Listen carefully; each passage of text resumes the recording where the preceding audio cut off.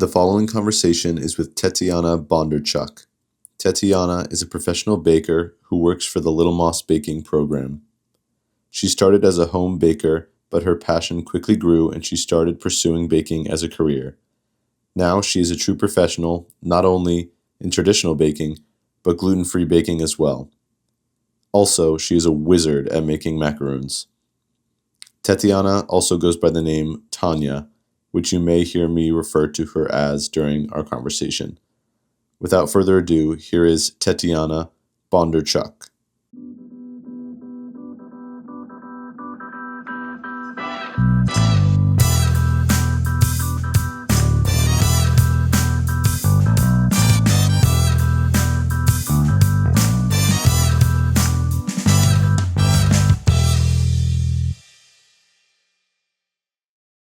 Hello, Tanya.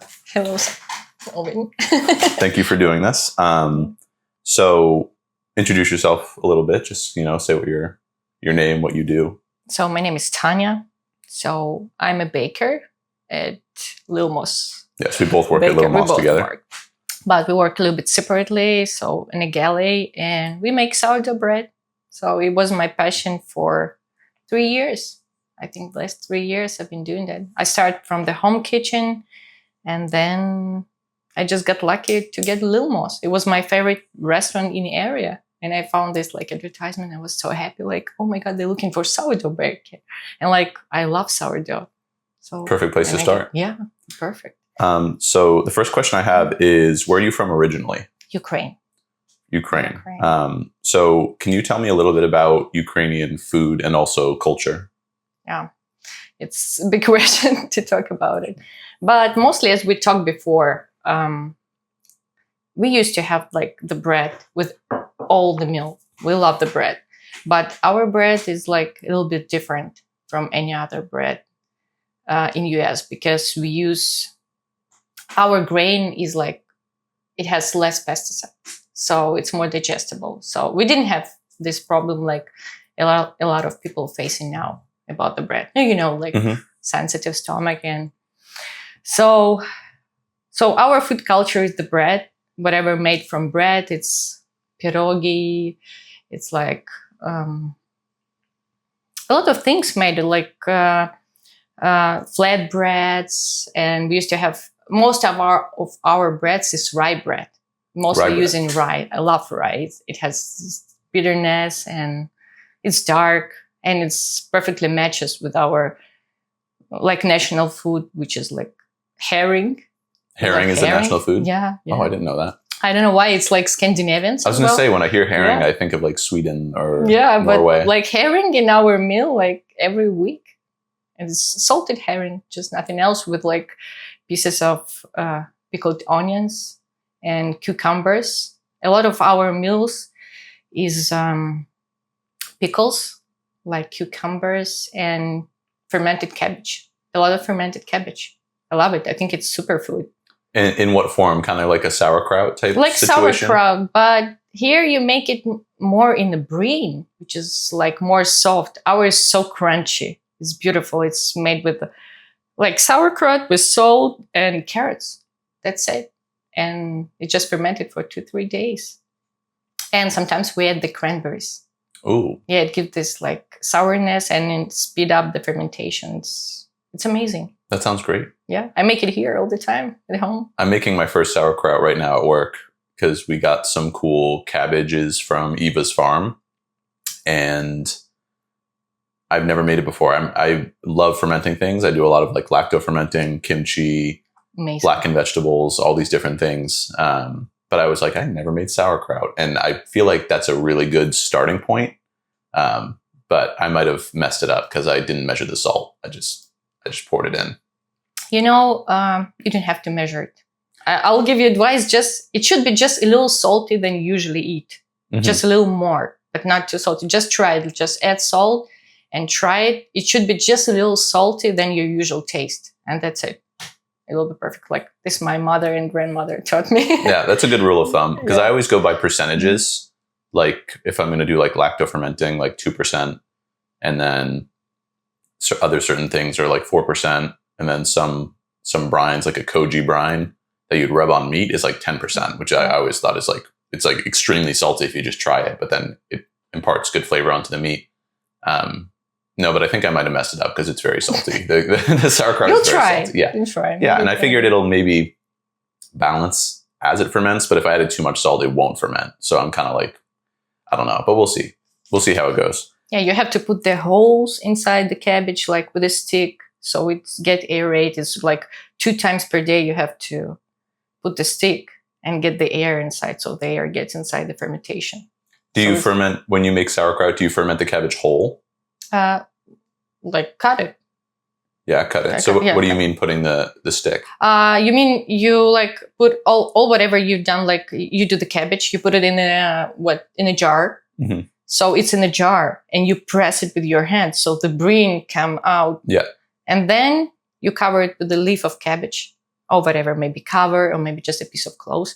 And then 2 times per day you put a stick inside, just, to make this like holes. I don't know. To like let out the air? Yeah, let the air out and speed up fermentation. I don't know, but it always works. Well, there you go. I just put it in a quart container. I honestly was being so lazy. I just had 4 heads of cabbages and I used one for family meal. And then I was like, I'm going to make sauerkraut with one of them. And then I made kimchi with the other 2. Kimchi, amazing. I love kimchi. It's so good. I had some frozen kimchi paste too, which was nice. I had just enough to like do 2 heads of cabbage. And that was it. But it was a little bit salty. So I just grated some apples on it.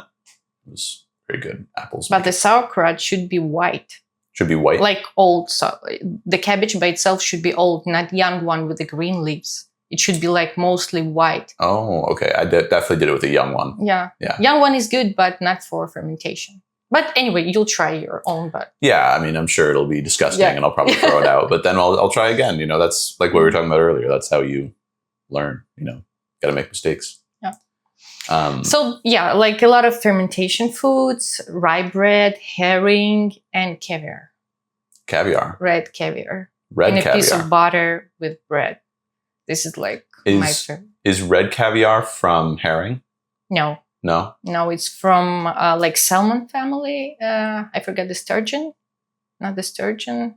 I don't know how to call it in English. It's some kind of salmon family. You can say it in Ukrainian. It's actually in the Russian language.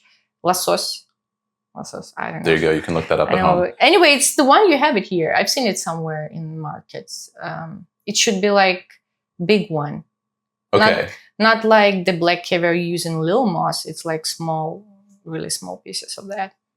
They're like little boba almost. Yeah, like boba. Yeah. Okay, yeah. I think it is salmon roe. It's salmon. Yeah, salmon. Okay. Yeah. So it's like a lot. We can eat it like with spoons. Yeah, I know. It's so salty, but it's amazing.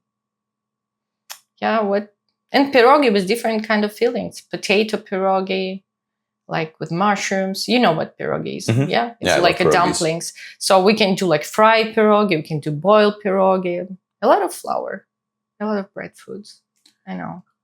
Is there anything that makes the bread like specifically Ukrainian? Like, what makes Ukrainian bread like Ukrainian? I think that it's the grain. Yeah, the barley, which we have. I don't know. Maybe because of our like soil. Mm-hmm. Our soil considered to be the best one in the world. So I think it gives really good vegetables and really good grains, legumes, whatever it's growing there. It's just like perfect. I don't know, because we didn't use pesticide. Yeah, that's really the trick. I was just talking to the last episode I recorded was with this guy named Craig Bowerson, and he runs a restaurant in Maine, like northern Maine. And we were talking a lot about gluten-free just in general, because I kind of was 2 months in when I met him, and he's been doing it for years because he had a lot of issues to begin with. He was like overweight for many reasons, and everyone started with that. Yeah, and then his wife also has a lot of autoimmune issues. Yeah. So they were like, let's just start with cutting out gluten. And what I thought was crazy was he served in the military for like 8 years and had nightmares, visions, PTSD, like very badly. And when he stopped having gluten, just it all stopped. And he was explaining to me that it's exactly that. It's the pesticides that are in the grain in the United States, and monocrop agriculture, which is just like what we really cultivate in this country.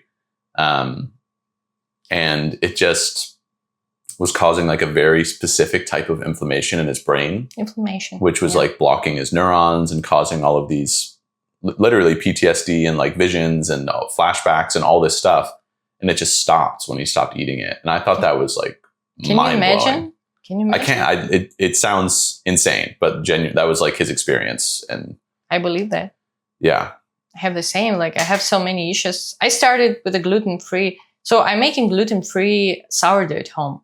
It's already like for 2 years because I started with my son because he has a lot of, now he's like better. He has a lot of issues with skin. Mm-hmm. Like he has itchiness everywhere, like irritation, like everything, and some kind of red skin. He was itchy, and I've been like going through doctor after doctor to find out what's the reason. And just one girl once told me, just try the gluten-free. And I've been like, what? It's not about the diet. Like everybody told me it's something because of, I don't know, something inside of him. I don't know, bacteria or something. And then I tried it and it's get better. He's like, whenever he eats gluten here, whenever we go like to the party and having this cake from somewhere, just immediately he had this rush at the skin. Mm. So it works. The same with me. Like I feel so much better and I lost a lot of weight. I came here, I was like 20 pounds more than I am now. And just with gluten-free diet, it's so different. It is. But it's not, I just want to say it's not all about gluten-free. I think when people decided to change their diet, which is like avoid gluten, then they start to change everything in their life. Like they work out, maybe they cut the dairy, which dairy causes a lot of inflammation as well. Like everyone trying not to talk about dairy, but dairy stuff like causing a lot of inflammation because it's all with hormones. Mm-hmm. So when you cut the dairy, you cut the gluten and sugar. This is the best, like you will feel it. Especially the sugar. Yeah, sugar is, I think, the worst one of all of them. It's the worst. It's brain fog. And I did a lot of elimination diet, which is like very strict and you avoid almost everything, all the sugar, even fruits. And the first 5 days when you don't eat any fruits, any sugar, any carbs, which like white flour and whatever unprocessed food is, your body reacts the same as for sugar. So it raises insulin level. So your body see even the white flour, all the bread, the same as sugar. So the first day you go through this diet, you got like brain fog. You want to kill somebody. You're just like, you're craving for this kind of sweet. You can't stop yourself. I was laying in the bed like for 5 days. I couldn't stay. Like I got this brain fog. And after that, like in a week, you got like so much clear in your mind, body, energy. It's like so much different kind of feeling. It's amazing. It's really wild because people always say like you are what you eat, and I feel like that term gets thrown around a lot. They just say it, but they don't do it. It's really true. Yeah. It's like what you put in your body makes up your brain chemistry and also just you as a person, how you feel, how you look. And also like going back to how you said your son had skin issues. I think that's where Craig's gluten-free thing really started from, is because he kept going to the doctors because he had this rash on his feet, and he thought it was like, every doctor was like, it's athlete's foot. It's like this really specific type of this and that. Give the cream. That's right. it. Get the cream, ointment, whatever. And then same thing. He stopped eating gluten and it just went away. And it turns out it was eczema coming from the pesticides that are present in gluten in the United States. No. It's insane. I don't understand how. Well, I kind of do understand, but I think it's crazy that we still do it. I was going to say, I don't understand how we got to this point in this country where we are growing like like monocrop agriculture, like just one variety of wheat, which has been genetically modified to have the largest grains, and then also just the pesticides so that none of the bugs can get all up in it. Just And that it's like it's poisoning the country. Like everyone. yeah, Everyone eats bread unless you're gluten free, and unless you're making it yourself. Like with a the lot of flour that you're sourdough bakers now at homes. It's great. Yeah, Yeah, it's but better. it is better.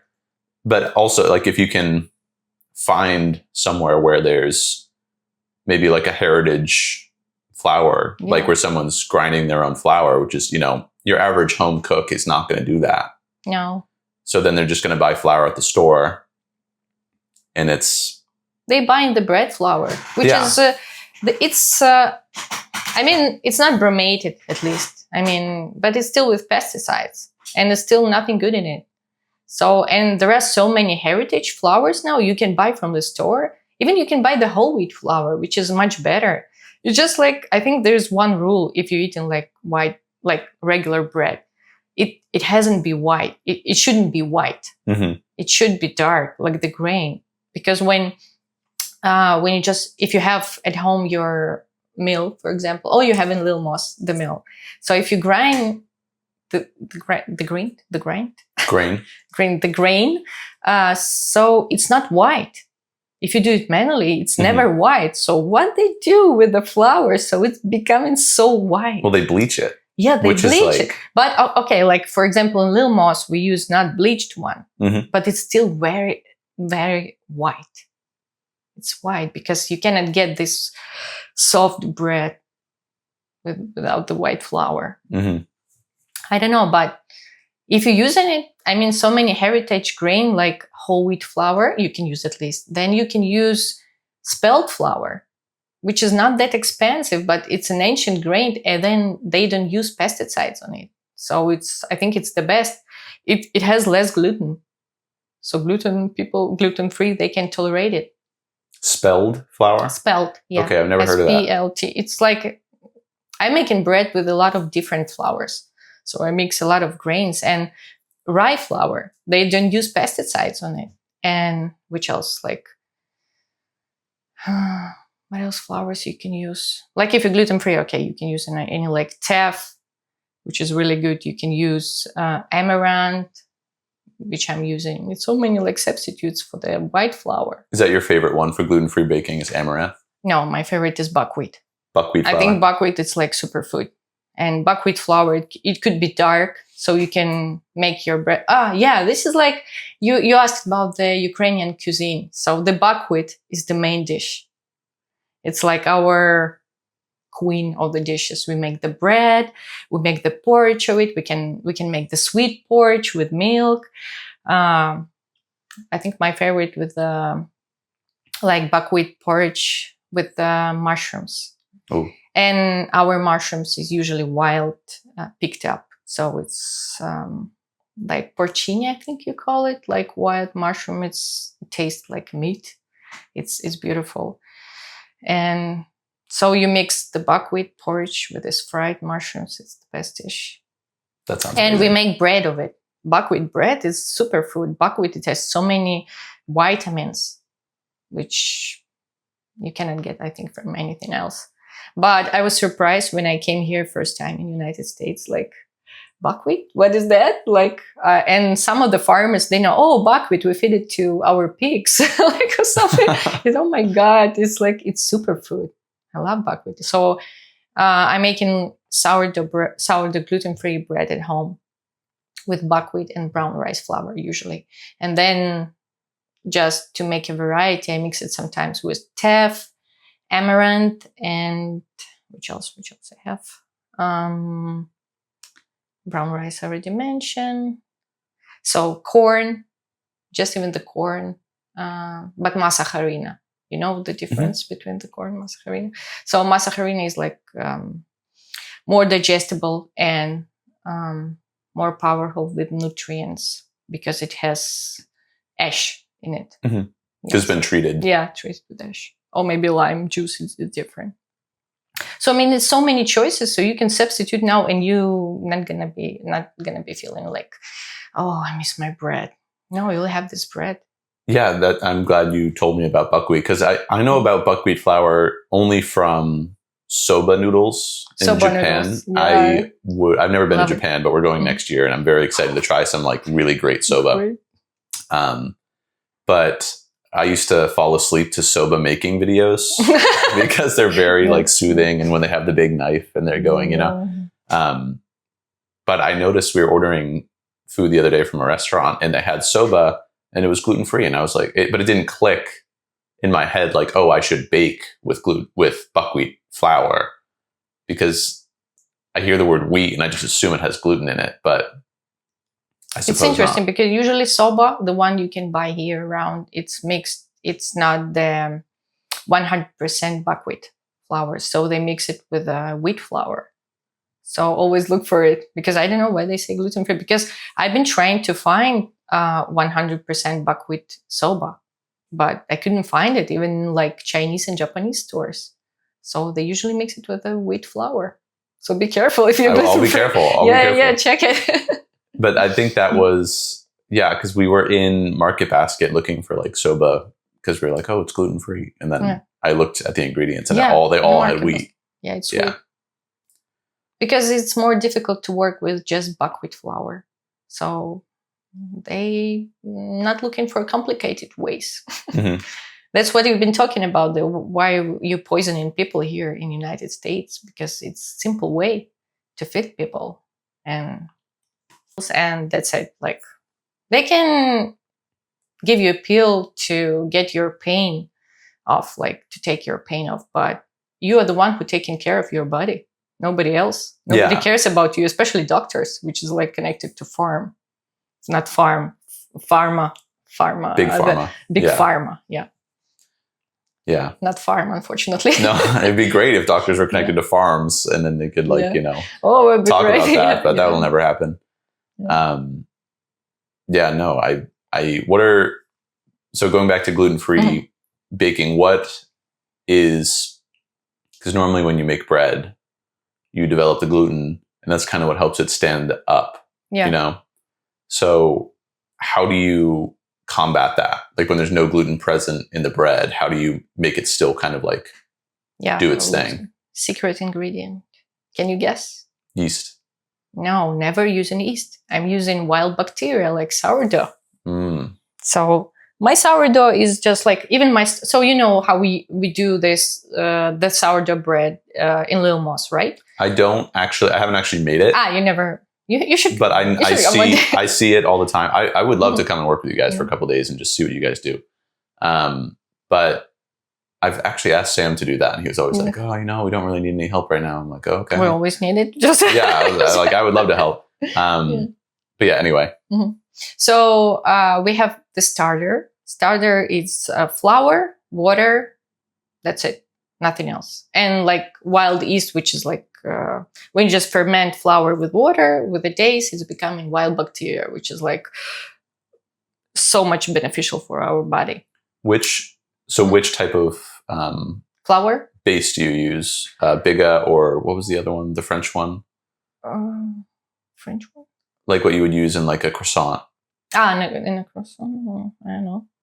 I'm trying to remember, because it's like you're saying, it's just flour and water, and then you let it ferment, and then you put that, and that's like the base of your starter. Base of your starter. But there's a French word. Levain. Yes. Levain. It's already like leaven. You call it leaven. So leaven, it's already next stage. But we use it sometimes, the starter as a leaven. But sometimes, like some of the bakers, they use differently. So they have pause. Poolish. Yes, that was the word I was looking for. Poolish. Poolish, like Polish. Poolish or leaven. Yeah, it's different. So the Polish already and leaven, it goes to the bread when you're already making it. But the starter, it's like a base. So you take amount of the starter and you mix it with an amount of water and flour to make the Polish. So your base is the starter. And then you make the Polish and then the bread out of Polish. So this is how we make like regular sourdough bread. But what I'm doing, I have my base starter made of buckwheat and brown rice and like water. And the secret ingredient is psyllium. Psyllium husk. Psyllium? Psyllium. What's that? Oh, you didn't know that? I don't know what psyllium is. I cannot translate it. It's a kind of tree or herb. I don't know. It's a fiber. It's like pure fiber. Somebody use it as a supplement to get the fiber, a lot of fiber. So it's superfood as well. So it holds the bread. It gives you like this kind of feeling that it's white bread. And it's like so much beneficial for your body as well. You can buy it like from any supplement store. It's like a powder. It's like a husk. I usually use the husk because I like it because it's like freshly ground. So this. And what does that do specifically? So obviously it adds fiber, but it's bond all together. Like, oh, okay. It gives you. So how I'm making bread, I get this my starter together with this psyllium husk and water. So it's the base of the bread. And then I just add flour and salt. That's it. And then let it ferment and make like coil foils. And that's it. And then you bake it. And it's amazing. And it's beneficial for your body. And it's gluten-free. It's so much easy. But I cannot find it here. That's why I start to bake it. It's brilliant. Yeah. I can't wait to try it. Oh, I forgot to bring it. Well, I want to try to make it because okay. I'm just curious about it, especially since me and Simon have kind of like committed to gluten-free because we were like, well, we feel better, so we should probably keep doing this. If I was able to make some bread that was gluten-free, that would be game-changing because we definitely miss bread, like big time. Yeah, this was my main craving when I was in a diet. The bread. Yeah, it's always, and even at work too, like I see the bread you guys make. Oh, yeah. Like, oh my God. Like, and it's your comfort food from your childhood. Yeah, exactly. Yeah. Bread, sandwiches. Yeah, like I love sandwiches. So we just like, all we eat now is like rice and other stuff. Yeah, and if you use this bread, there's so much difference. You can do whatever your sandwiches. And I do the bread also from like pumpkin and almond flour. So the one which is with the almond flour as well, they look like sandwich bread. The one you can buy in a store. It's very good. Yeah, I'll give it a try. Yes, definitely. But it's not anyway, it's different from regular bread. You cannot like fool yourself that it's going to be the same, but it's different, but it's still good. So you brought some macaroons today. Yeah. Or macaroons. Macaroons, sorry. Macaroon yeah, is one coconut. I'm uncultured. It's coconut. But like you said, people are always asking you on Instagram, like, how do you go about making a macaron? So do you want to just like talk through the process a little bit? Because I bet people would be very interested. The one who are making macarons, yeah. I think macarons is very easy. It's like meringue. You know how to make meringue. Mm-hmm. It's just egg whites with sugar and baked on a low temperature. So how far do you take it? The meringue, is it Swiss or French? Like, is it very stiff? Is it soft? I do French, but sometimes I used to do a lot of that. I used to do Italian, which made the syrup. When you add the syrup and egg whites, French is more. I don't know. I like it better, maybe because it's more easy. Mm-hmm. Because I like to make the process more easy. And Swiss meringue is better because if you use the eggs, like fresh eggs, so. It's like you made it on a double boiler, I think. Double boiler, you call it. Mm-hmm. So you pasteurize it. So maybe it's good. But now I found myself using, because I don't like wasting food. So it's like, when you do macarons or meringue, you always have egg yolks, a lot of egg yolks, which is left in. I cannot make all the time cream pâtissière or something like from egg yolks or hollandaise sauce. So maybe you can make it in a restaurant when you make hollandaise sauce, but you didn't do breakfast, okay. But I mean, there's so much left over. So now I start to use albumin. It's like dry egg white. So it's just in the powder. Oh, cool. So you don't have. So it's so good because. You don't have the leftover of egg yolks. And second, it's pasteurized. So it's always like constant quality. So it's always dry. It always works well. And you will not going to have any salmonella or whatever stuff is there. And it's always like stable quality. So yeah, so you bake it and then you create your filling what is inside there. So then you can be creative like an artist. And I used to do a lot of like, this is my favorite part when you combine flavors and you do like cheese collection. Like I like Parmesan Reggiano raspberry. I like brie with almond and apricot. Oh my God, that And sounds fucking unreal. No, it's like, and my favorite, it was Ukrainian macaron. It was Ukrainian collection. Can you imagine rye bread, coriander, and blue cheese and honey? And it was amazing. It's like best-selling macaron. I love blue cheese and coriander, so that sounds. And honey and what do you say, rye bread. Can you imagine macaron? It's amazing. It's amazing flavors. Yeah, and you can be so much creative with the flavors, and it's gluten free. I think. Oh, you know what I want to tell you? Like, you can see the difference between like two breads. Like we have two starters, for example. Like we have gluten free starter and regular like wheat flour starter. And if you try to, for example, you have it in the jars, right? 2 jars. And you try to wash it, you want to wash out the jar from the starter. You imagine that, right? Mm-hmm. So when you wash in it, the wheat flour starter, you hardly can remove it from this jar. You have to wash it like so much, like with a lot of pressure and maybe scrub it and do like so much stuff. So can you imagine what is doing in your inside of you? If you cannot remove it with the water, even hot water and like with a scrub and whatever stuff. And yeah, it's like gunking up your pipes. Can you imagine? Yeah. Like give you, and even like it's already proved it's not digesting in anywhere. It's like getting you a lot of spikes and something.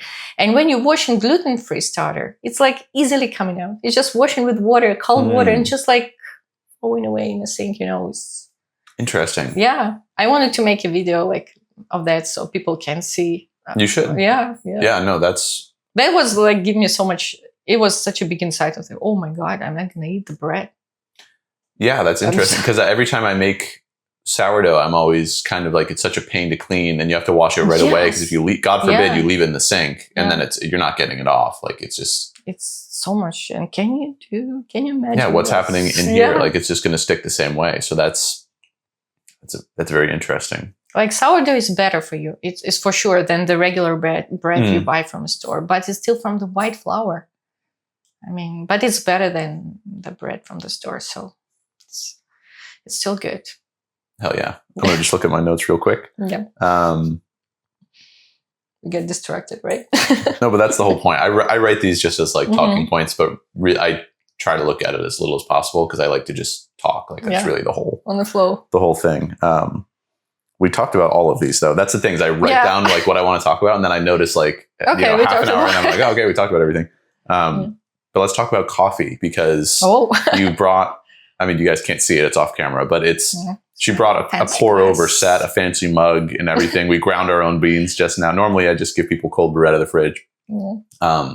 So where does your passion for coffee come from, and also why is pour over like the best? Because for pour over, you're using the best beans. You cannot do pour over with like coffee you offer me or like whatever. I mean, because you treat the coffee as well like a food. It's like a bean. You cannot treat it like, you know how you do the beans on the coffee, right? So you fry them. So if you see the bean, it's green. So if you over fry them, it will lose all the beneficial, whatever have the nutrients and vitamins in there, and you will lose the taste. And the bean, it could be so much flavorful because it based on the area where it grows, from the soil, from the water, from the sea around, or from elevation. It's like grape, the same, and the cacao beans. Cacao. I was like, I think cacao. Cacao beans, yeah. So, for example, if I'm consuming chocolate, I only buy one chocolate now in the market, which is the guys making. I think it's in Chicago. they call spinnaker. Oh, it's going to be advertisement or whatever. Spinnaker That's chocolate, okay. but they like they don't use the whole bean. They use only the hearty part. So they remove like they show them with like vacuum cleaner or something. They remove the shell, so it's like hearty part. It's just amazing flavor. You like taste. I don't know what you taste. You taste the environment where they grows. It's the same with the bean. You like. I even taste Kenya. You know, this is Kenya, and I almost taste like I don't know, like this savannah or something in my coffee. I like the taste of it, and that's about the wine. Like I've been taking a lot of sommelier classes when I was young, and like the wine, you start to drink it. First, you drink like regular wine, like whatever. You don't feel the difference. You just want to get booze or whatever. But then you start to realize that each wine, it's like it's so much different. It's like a kind of art. And even now, I don't drink wine, but I still like. I like to taste the good wine. And you feel the difference when you drink just regular wine and the wine which is like from Burgundy or somewhere else where they produce the best wines. The same with the coffee. Like here's like everybody's drinking regular coffee and they're not gonna feel the difference. Dunkin' Donuts, Starbucks, because they didn't try the good one. If they will try the good one, they're not going to come back to this regular coffee. It's just the kind of culture. It's like, it's different in Europe because whenever you go here, it's Starbucks and donuts. It's hard to find the good coffee shop here. Like for me, good. Okay, for somebody else. Well, yeah, you have high standards when it comes to coffee. High standards for coffee, but it's like for a high standard for yourself. It's not because you're choosing because you're like picky or you like something pretending of yourself. It's just because you care about yourself and you don't want to get like over fried beans in your body. For what? Is this the reason about all the food picking? Yeah, like a car. A car. Oh, okay, maybe car is okay. I mean, it's a good example because oil, gas, it all matters. Yeah. But I like the parallel that you drew between coffee and wine. And also chocolate. I never thought about chocolate like that. There's three things. Which is because the only wine class I've ever taken was at school, and it was like wine class. Well, yeah, it was culinary school. We did like wine 101, like very basic. Like we just went by region, tried all different types of wine, ports, sherries, red, white, sparkling. Like every type of wine. And I loved it. But we were never learning about, we were learning about individual grapes, but it was always more with an emphasis on region. It was like, okay, these are French wines. These are Spanish wines. These are Portuguese wines. And I never really thought of coffee in the same way. Like, I just don't think we give it the same justice as it tastes like where it comes from. It'll taste like the soil. It seems obvious, doesn't it? But people don't think of it. It's a tree. Yeah, because most people's coffees, you go to Starbucks and you're drinking a milkshake. Basically, it's like this much coffee, this much milk, and then this much sugar. And it's, That's what I'm saying, like all the time. Like I see people drinking that and I say like, you're drinking milk.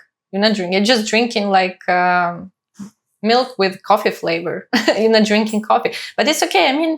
You just have to try a lot of stuff everywhere. So you develop your own taste. You like if they see I'm drinking this coffee and I'll give this coffee. I told you, I tried to give this coffee to somebody else to try and they were like, oh my God, can drink it because they taste is not developed yet. You have to develop your taste like you developed in the kitchen. That's why you're creating now all these dishes because you have books. You see something for books. You like try with yourself, like to cook on yourself something, and you develop your own signature dishes and something, and the taste is the same. You have to develop it. Like I remember I've tried this coffee. It's first time I've seen the coffee tree actually growing. There's two kinds of coffee bean. It's Arabica and Robusta. I don't know. It's two different kind of trees, and Arabica is like more precious because it's more hard to grow. And now there is like actually a world crisis of good coffee beans and matcha and chocolate beans as well, because the climate is changing and it affects those kind of trees. So I've been at Bali, the Bali island in Indonesia, and we tried this luwak coffee. Maybe you heard about it. It's when there is a creature, luwak. Oh no, I think I know where you're going with this. So we've been seeing that. So they eating these beans and Isn't it like a monkey? they poop it. Yeah, isn't it like a monkey or something? It's a kind of monkey. We like even cuddle them. They're like so cute. They've been sleeping there in the coffee farm. So they poop it and you drink it. It's like so expensive. And it was amazing. I know it's so expensive poop, but it was amazing. And the flavor was amazing. The way they brew it. And it was also pour over. So the good bean you do through the pour over. And there are so many different kinds of pour over. If you go for a fancy coffee shop in New York and somewhere, they give you like 6 choices of pour over. It could be Chemex, V90, like regular pour over. So different. Chemex I already mentioned. Yeah, like so many choices to make this kind of coffee.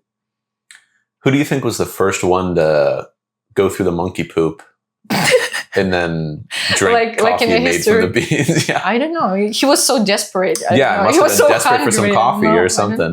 I don't know. But I've seen it. It looks like it doesn't look like poop. It just looks like beans. Like beans in something. Like I don't know. I wouldn't eat it like if it's like that. It has to be processed on the floor. So maybe he was just like walking by and then he just like fell over and tried with his. I don't know. I think about that sometimes with lobsters as well. Like, who was the first person who was hungry enough to eat the giant sea bug? I cannot. Yeah. Do you like them? I love lobsters. Yeah. I prefer crab. Mm-hmm. Even the crab. Who eat the crab? I mean, who was the first one? Yeah, any of them. Crab, shrimp. They're just sea bugs, but they're so delicious. Do you like lobster and crab? Yeah. Yeah. I mean, I mostly like veggies. I'm like a fan of veggies. I love veggie. Do you eat meat? Yeah, sometimes. But I don't know, they call now these people flexitarian. It's like flexitarian diet now. So it's like whole food diet. So it's the whole foods, it's not processed food. With sometimes I do meat, just occasionally, like a feast. So it's like our ancestors used to eat. And you know this, maybe you read this book, or maybe you've seen the movie on Netflix about the blue zones. Have you heard of it? The blue zones. It's it's 5 places in the world where it's the most longevity. Like the people with like longevity, I don't know. I think you got it, yeah? Yeah, longevity, yes. Longevity, yeah. So like men and women live until 110 years. And it's many of them in the 5 zones in the world. It's Okinawa in Japan. If you go there, just go. I mean, if you... We really want to go to Okinawa. Oh my God. It's not already the same like it was before because it's already McDonald's and all the stuff there. But you can still go and find the people who are still there. They call it centenarians, the one who lived over 100 years. So Okinawa, Japan, and it's Loma Linda in California. It's some kind of Christian community. And it's Sardinia, Italy. It's Icaria in Greece. But anyway, so continue your thought. Maybe start your thought over. So centennials, people who live for a long time. Yeah, so there is 5 zones in the world which the most centenarians lived. It's, I already mentioned, but maybe, Okinawa, Japan, Loma Linda, California, Sardinia, Italy, Icaria, Greece, and I think there is one more in Greece or Italy. I don't remember. So they compare the guy, I forgot his name, who wrote the book and got this Is the book study. called Blue Zones? Yeah, some kind of blue zone. I have it now at home. I like to reread it sometimes. So he compare their way of live. So what makes them live so long? So he's been investigating for 20 years their diet, their habits. So the first one, which was in common, is the plant-based food diet with occasionally meat and no dairy. Dairy only, like, I think in Greece, they use Like me, actually, I do only goat or sheep milk dairy sometimes. It is the only one I'm having. If I don't have it, I have Russian skin or whatever issues. And so plant-based with occasionally meat and fish, and sometimes dairy, like goat or sheep's milk. This is their main diet. A lot of root vegetables like sweet potatoes. Like in Okinawa, Japan, they have this superfood, purple sweet potato. So it's all their diet based on that. And a lot of tofu, which is fermented food, miso, and tempeh, which is all good soybeans, but good soy, not the one which is modified. I do not enjoy tempeh. I Me try it. neither. I tried I to tried enjoy it. it. I love fermented food, but it's like the moldy beans, right? And then you Yeah, stir it and it gets all slimy and looks like spider webs. But how did you cook it? How did you try it? Like I think it was just straight up. My friend no. had some. He No. brought some from Japan, and he was No. like, "Here, try this," and it was just. You can try it like that. You have to marinate it first in maybe soy sauce, some kind of vinegar, whatever you like. I did it like I marinated in garlic, soy sauce, and ume plum vinegar. Mhm. I like it very much. Ume plum is delicious. Yeah. So you marinate it for 2 hours, and then you fried it. Mm. And then it's so much different. Just try it like that. You'll change because you cannot eat it. When I tried it like you straight, I was like, oh my God. It's disgusting. No, it's impossible. It's like all the tofu. It's so plain in flavor. So you just have to add whatever flavors and you do it. I remember, I think I brought the tofu cheesecake in a little moss. No, forget. Maybe. I don't remember. Yeah, so you can make from tofu everything to substitute your dairy, like cheesecakes, and it tasted as good as a regular cheesecake. So this is about the diet. Yeah. Mm. What kind of like attracts you to that like way of eating? Just like, is your goal to live for a very, very long time? I mean, I guess that's everybody's goal. Biohacking. I don't know, just to feel myself better. Like I want to feel energy and power because like I have kids in my late 30s. So I want to see my grandkids. And I mean, I want to be like active and healthy because I notice, I don't know how about you, but when I eat heavy food, a lot of bread and some fatty stuff, or maybe a lot of meat, I feel myself just to go in a bed, like to lay down on a couch and do anything. But when you stay hungry and humble, you feel more energy. Even now, me, like I'm eating only 2 times per day. And my first meal is after gym, like around 12. I was going to ask you about that if you did any fasting, because I also find if I don't eat breakfast, I just have so much more energy throughout the day. Yeah, that's what I noticed. I do fasting like my last meal is around 5 p.m., 6 p.m. And it's like intermittent fasting. So, and the next one is 12 p.m. 12. So you do like a 5-hour window, like 12 to 5 is when you No. From 5 p.m., then overnight until 1 p.m. So around 12 or 1 So a 6-hour window when you can eat like from... you mean when I can like eat. from 1 p.m. to 5. So 6-7 hours I eat two times. Sometimes 1 time even. Because I got huge like amounts of whatever I eat. But I feel like it's a good way to do it, because if you think about how humans like progressed, they weren't even eating every day. Yeah. Like if you couldn't get food that day, like you weren't eating. And I've been seeing that become a lot more popular recently. Yes. With people being like, I'm doing a 24-hour fast, a 36-hour fast, a 1-week fast. And it gets a little crazy. I've also seen people doing a water fast recently. Yeah, there is a dry fasting and there is water fasting. So it's 2 different ways. But I don't think you can try like long fasting by yourself. Mm-hmm. Because it should be, there are special clinics and like kind of, I don't know how they call it, retreat center, when they support you when you do long fasting, like water fasting for 3 days or for a week. It's good, but you have to be monitored for somebody who knows, because it could be difficult for you. You should start slow, like start from intermittent fasting. And it's good to do 1 day per week, 24-hour fasting. It gives you so much power and energy.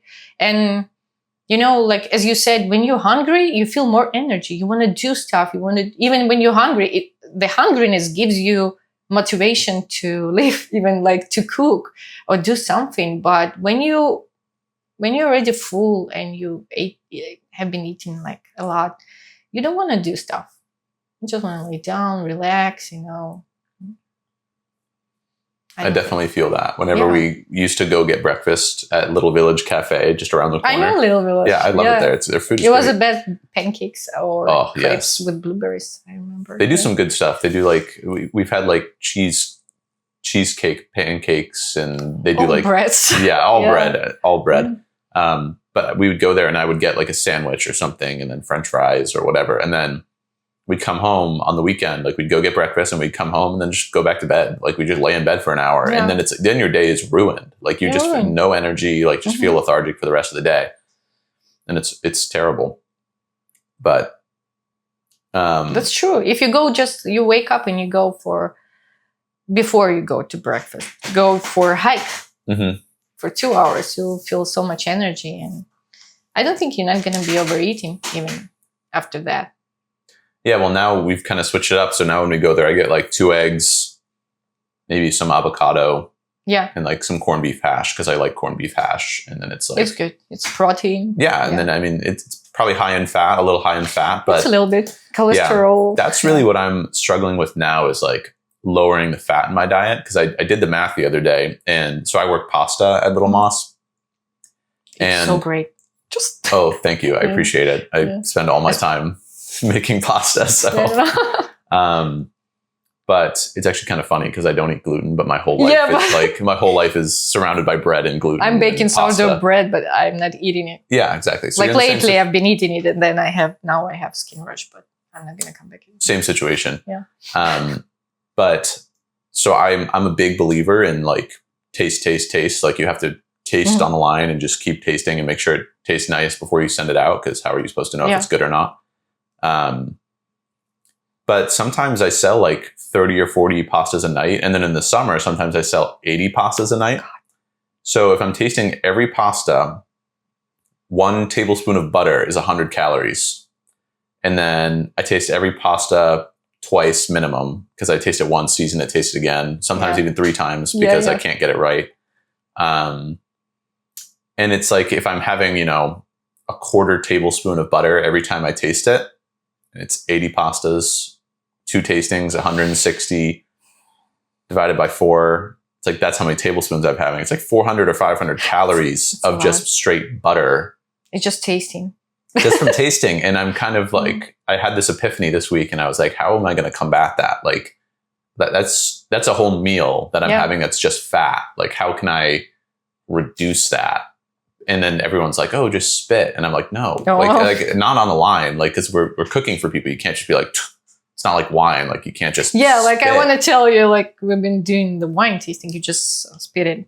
Yeah, but like, I'm not going to spit. And it's on the line. Not in a kitchen, It's it's not sanitary. It's not professional. So it's almost like, and I don't think I can eliminate that, but maybe I can eliminate like some more calories somewhere. Like maybe I just don't eat family meal or something. But if I don't eat family meal, my stomach gets so upset from tasting all the butter. So it's like, I don't know. It's something I'm trying to figure out right now. Maybe but butter actually, it's a fat. I mean, it's not that bad for your stomach. It's just that you have something else as well. Yeah. And it's anyway, it's a lot of fat. It depends on your cholesterol level. You have to monitor it. Yeah. But butter is my thing. I love butter. I love butter too. Don't get me wrong. I'm not like mad. I have to taste I know. It's just a lot. It's your work. I mean, it's your job. You have to do it. There is no other way so far. Yeah. Maybe I can just have like a low fat diet in my life, and then just to combat that, because I don't think there's any way around me tasting. Like, I'm not going to not taste the food. Or maybe you create a dish, a pasta without the butter. Yeah, we've done that. The Crest Day in the summer, we were like, this doesn't need butter, because we switched it. Instead of just cornstalk, we were doing a mixture of cornstalk and corn puree, which didn't have any dairy in it. And then we just added a very small amount of butter at the end, just to like give it a little richness. Yeah. But some of the pastas takes a lot more butter, like the clam spaghetti. It needs butter. It needs Because a lot of seafood. butter, like 2 tablespoons at least, Yeah. because it just needs to thicken up. Otherwise, it's just like clam juice. Like it really needs the butter. But yeah, so I'm trying to figure out how to not have a heart attack when I'm 50. You know? I like when they're using like they're making pasta in these like zones and blue zones. So I tried it as well at home when they're using sauce, the butter sauce, the creamy sauce from cauliflower. Oh, interesting. Yeah, it's very nice. It's creamy and it gives you a taste of like Alfredo sauce, something like that. It's really good.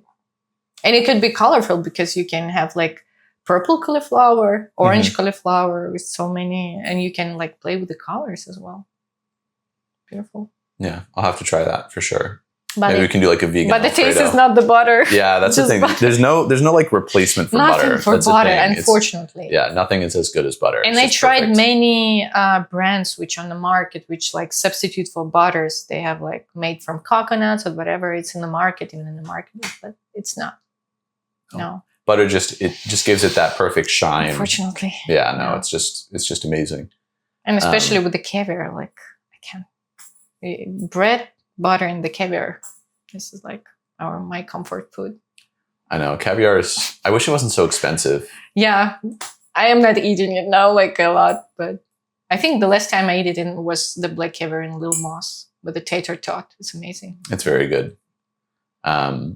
It's actually our Ukrainian dish if you like go to the roots because it's potato based, right? Mhm. So we do the same. We do like potato latkes, so like pancakes, potato pancakes, latkes, and we put the caviar on top. If we like wealthy people. I was gonna say fancy. I mean, it's cheaper in Ukraine. I don't know Mhm. because it's Baltic Sea around or like Norwegian because it's Europe. I don't know, somewhere close, but it's not that expensive than here. So you grew up in Ukraine, Yeah, yeah. right? What was it? We moved like 3 years ago when the war starts. What was it like growing up in Ukraine? Great. I have nothing to compare because I didn't grow in any other countries, but it was beautiful. I mean, it was like war, I think, because it was Soviet Union times, transition when Mhm. we go from Soviet Union to like independent country. So it was transitional hard times for everyone with the food, with everything. But I was lucky because my mom was like a good cook. She cooked all the time something nice for weekend and a lot of potato dishes. Potato is like in Belarus. It's our how they call it, the main vegetable of the family. We do everything from potato. The stew, the pierogi, the latkes, we do boil them, we mash them. Potato is, I think, the most versatile veggie Oh in the yeah, world. 100%. Like, I always ask everyone this question. If you had to pick up one food or whatever, if you go to like abandoned island and they told you pick up one food which you can have every day for the rest of your life, which one do you pick up? Like a meal or like a vegetable? Like one? No, like just one piece of anything. You can pick up whatever, not the meal, but probably just one ingredient. So pick up one ingredient with what you're gonna live until the end of your life. Probably. I mean, potato is a great Potato, answer. yeah. Either potato, rice, Oh, or rice is not that versatile. I mean, well, but if you get like whole grain rice, but if you go, you can live off probably just that. There's a lot of nutrients in there. Yeah. But also, I mean, if it's, yeah, I guess potato is a great answer. Yeah. So you can fry them. Then you make this fireplace. You fry them. Then you boil them. Then you put them in the ash. Mm-hmm. This is the best when you put the potato in the ash. And you just leave them there for an hour and you just eat the whole potato with the crust. It's amazing. I love cooking things in coals and like Yeah. in the fire. Yeah. Like eggplant is like a great one. I love doing eggplant just like in the fire and letting it burn. And then it like boils like on the inside. And then That's interesting. You like an eggplant. Not so many people are. No, I used to not like it, but I've had some great eggplant. Aubergine. Yeah. Just over time. Yeah, I know. You have to develop your taste to like the baba ganoush and just like... Oh, baba ganoush. So good. Yeah, but you have to make it dark, like you say. like almost burnt. Like burnt. you have to take it burn like as close as you can to being totally burnt. Like for the bell peppers as well. If you burn them before you put in a hummus or like whatever you put it in a soup or a sauce, when you burn them. It's a great way to do it. When I was taught how to make curry by my friend who's from Indonesia, he taught me that you take all these aromatics when you're making the curry paste and you split them in half, 50-50. 50% of them you keep raw, and then 50% of them you burn, like in the fire or in the oven. You roast them until they're black, or I use a blowtorch sometimes because it's easy and quick. And then you combine them and mix them all together with your powder or whatever you're putting in it. And every time I make curry, I always do that because it just, like if you take an onion, like the onion raw is like sweet, kind of has a bite. But then when you roast it, it takes on a completely different, or garlic is a great example. Roasted garlic compared to raw garlic is just a completely different flavor. And that's a really good way to just impart like complexity into a curry instead of just kind of having it be like one note. Definitely. I love curry though. If I had one meal on a deserted island, I would definitely have curry every day. Curry? Yeah. Have you ever had the onion in the pastries, like onion in the sweet side? Have you ever had any dish like, because like our signature dish as well from childhood in Ukraine, it was onion pie, sweet onion pie. It's amazing. Well, you're when talking you to do the the right onions guy. until the end, when it's caramelized completely, and you just blend it with like eggs, flour, and sugar, and just bake it, and it's amazing. I have not tried that, but you're definitely talking to the right guy because I love onions. Onions. Like onions is probably my favorite vegetable, just like onion. Onion, yeah.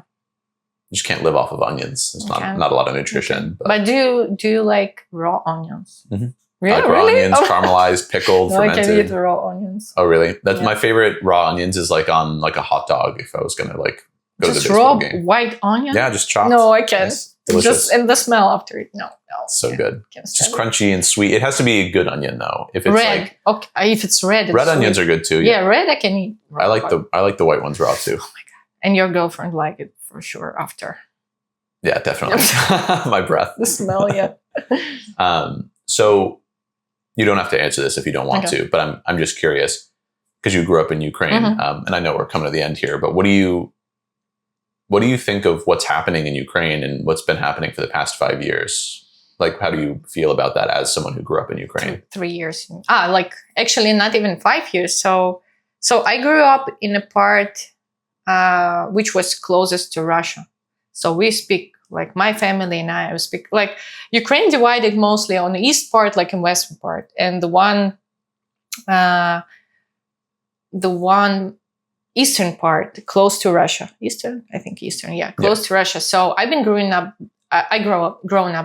there, and we speak Russian. And then 2014, the war starts. So they occupied my town, and two towns, like one is Donetsk, another is Lugansk. So Russia take it over together with Crimea. So it was the beginning of the war when they start to, but nobody considered it the beginning. But it was the time they occupied my town. So I have to move to another city to live because there were Russians already there, and I didn't want to live there. It was so much difference when I left my home and I moved to capital of Ukraine, the Kiev. And then I come back to see my family when it was already Russian territory, and it was disaster. It was so scary. Everything was destroyed. A lot of soldiers, and it was the town full of roses. We had this speedy train which can deliver you all over, and they destroyed it. And we got the new airport, which was so modern, and they destroyed it. They destroyed everything. And then I have to move to Kiev. So I thought I was safe. Like they would never start the war, and then they start the war again. So I have to move again.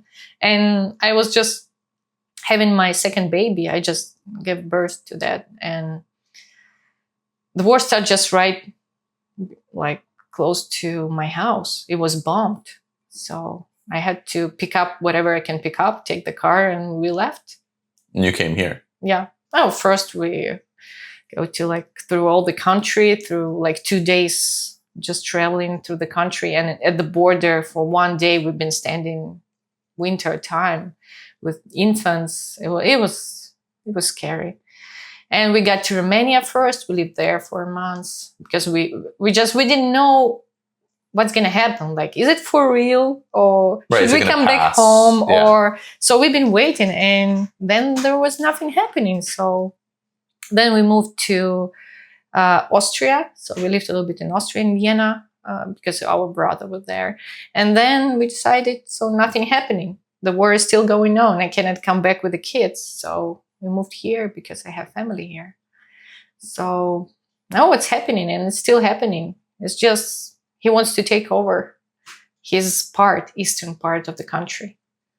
And actually his idea, about we're talking about, I just don't want to say his name. No, yes. But his idea to get back the Soviet Union back. He wants to recreate it, to get together again, to have the control of Belarus, Ukraine, even Georgia, Russia, Crimea, like all the territories. Yeah, but where does it stop? I don't think it does. I think it just goes on. I don't think it does. There is different kind of use, but it's not about it's the politics. Yeah. When they decide to stop, it will stop. But they're still holding. They're still holding on. I'm glad. And our country is beautiful. It's unique, and it's so much foodie. We have so much beautiful restaurants, and the coffee shops. You can serve this coffee everywhere. We don't have this Starbucks. And another one, which one's Duncan? Duncan, yeah, and Duncan. So, and the service is beautiful, and we have mountains, we have sea, and it's a beautiful country to visit. But when it's gonna stop, we don't know. Yeah. Well, thank you for sharing. I appreciate it. I know it's probably hard to talk about, but I appreciate it. Oh, I'm okay. I'm okay to talk about it. Yeah. Yeah. So I know we're running out of time here. I'll wrap it up with a couple quick questions. So if you had to share some advice with someone who's just getting into baking, what would be your one piece of advice that you would get them started with? Just start. Just bake it. Just get into flour, get all over the flour all over your place and just bake it. Because sometimes you just read in the recipe and you just turn the page. But you have to do it. Whenever you like any recipe, just do it. Just bake it, and then you're going to decide you like it or no. And baking is good. I think it's meditative. Cooking, baking, making bread especially, it's a kind of meditation. You just don't think about anything else. You empty your mind. It's mindfulness. So it's beneficial. You eat the good food and your mindfulness. It's the best. Nice. And then top 3 cookbooks or baking books. What are your favorites? I've been expecting this question. It's hard for me to. It's I have 10 times more than you have here. Mm-hmm. Don't worry, I have more upstairs too. These are just the ones I have on display. I have so many books, and I don't know. It's for the bakers of the bread, for example, right? The bread books, of course, the iconic is Tartine, is Chad Robertson, and all of his books. I mean, if you bake his bread and the recipe, it will always work. It works out beautifully. And if for the pastry, I don't know. It's so many of the pastry books. Thomas Keller is good. I like Thomas Keller because his basics, even the pastry, his pastry book is basic. I like him. But if you already pastry, you're making pastries and you more professional, I would buy myself Cedric Grolet. He's now the most famous pastry cook in the world. Maybe you know this guy. I don't actually. He's making pastries in a shape of fruits. Okay, I've seen those. Yeah, I've seen those. He's crazy. And he have this book with the technique how he's making that. It's not the mold, he's making it with his hands. And it's a lot of flavor. It's amazing. It's amazing work, and it's nice to learn how to do it and to go to try it.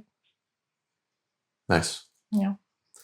Which book from Thomas Keller do you like? Is that the Bouchon Bakery book? Yeah, Bouchon. Yeah, Bouchon. I think Lisa. I think Lisa said that one too. Probably because it's the base. It's iconic. I mean, you could start from it.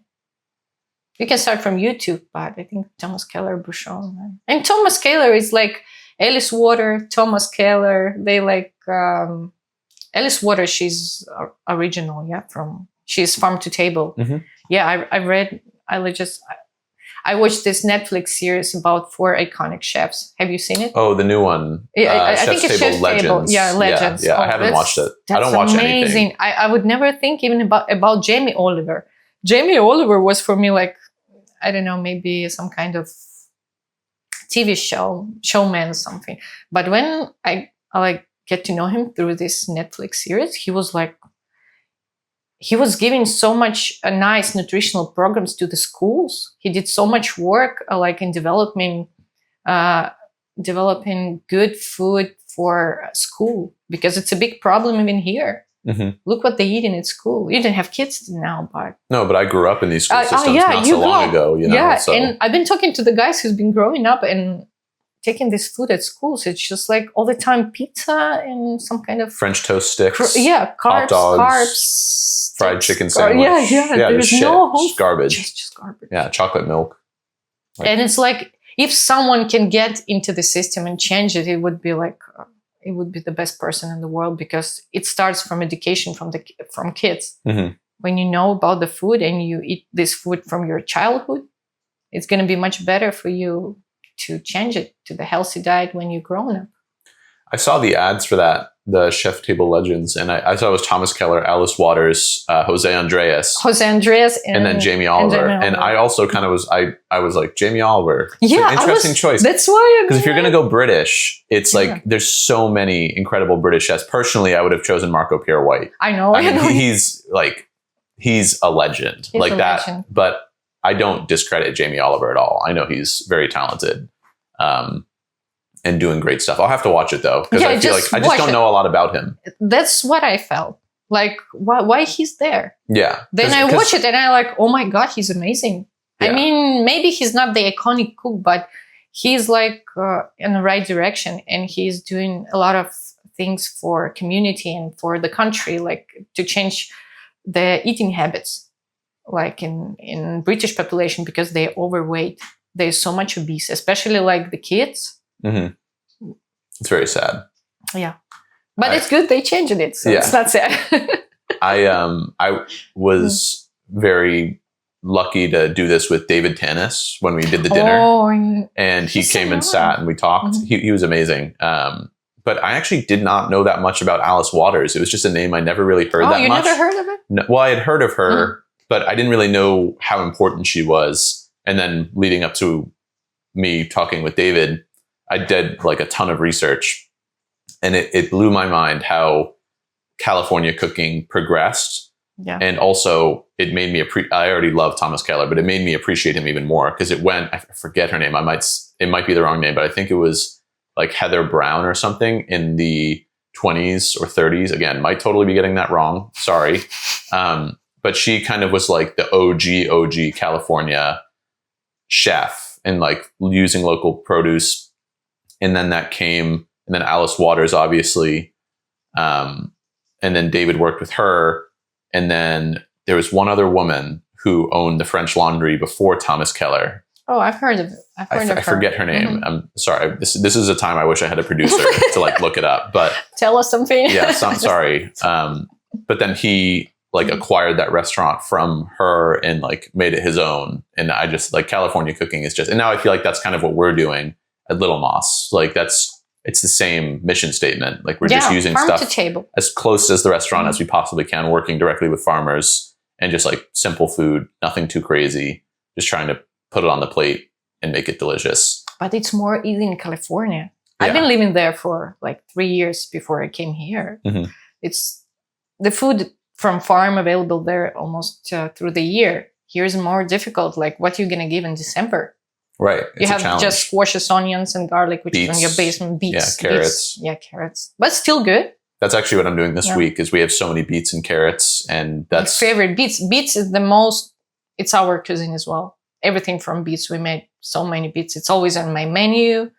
It's amazing vegetable. Yeah, I'm going to work on a dish this week with beets. Because normally they do beets and carrots and they roast them and then put them together with like a sesame puree and then some like savory granola. Sounds and then it's good, but it was here last year, and I know it's been a staple for a couple of years, so I want to try to mix it up. So that's what I'm going to work on this week. I know you have to go. So last question is, Still have 5 minutes. what's your happiest food memory? Happiest food memory? It's the cake, Napoleon cake. Unfortunately, it's a sweet because my mother used to make it. I think Napoleon cake is like the best cake. What is I it? can ever try. I don't know It's if I've like ever had it before. laminated pastry layers. Do you know millefeuille? They call it. So it's like laminated pastry sheets, like this kind of thick, with a lot of layers, and in between there is patisserie cream. Patisserie cream is like very simple, but nothing else, just flaky pastry and patisserie cream, like layered, and overnight it get like more soaked with this cream. It's amazing. That's so interesting. I feel like every culture has a version of that, because Sayana has she's Chilean, and so she has Chilean. like 1,000-layer cake, and they do like 1,000-layer cake. Yeah, I tried it. It's very good. It's like thin, almost like phyllo dough, like very similar, very thin, kind of dry dough, and then manjar or dulce de leche. Dulce de leche. Yeah, just in between, and that's delicious. But then also, so I'm French Canadian, and we have like a super basic version of this same type of thing. It's called icebox cake. It's when you literally take like graham crackers, and then you put homemade whipped cream in between it, and then you cover it, and then you put it in your fridge overnight, and then it absorbs the cream, and then it's kind of like a cake. I've never tried it. It's like a cheap cake. It's like what people used to make when they couldn't afford cake. That's like what they would do, and like it's very similar. Like across, it's interesting how different foods make it across different cultures. Like people eat similar things with just like slight differences. Yeah, because different environment, different terrain, soil, even the air affects the food. Yeah, and the people. And people as well. Brings everyone together. Yeah. But thank you for doing this. I appreciate you sitting down. You're very knowledgeable about baking and gluten-free baking. It's cool for people to hear, especially because I'm very interested in the gluten-free baking stuff. So I appreciate you. It's very easy. Yeah. And you just bake it at home. It's just so easy. You can buy the starter from some kind of local bakers, go on Facebook Marketplace. They use, even me, I'm selling my starter on Facebook. So just buy it and make your bread. It's much better from the store. Yeah. Just bake. Just bake it till you make it. Awesome. Thank you so much, Tanya. I appreciate it. Thank you. Bye, everybody.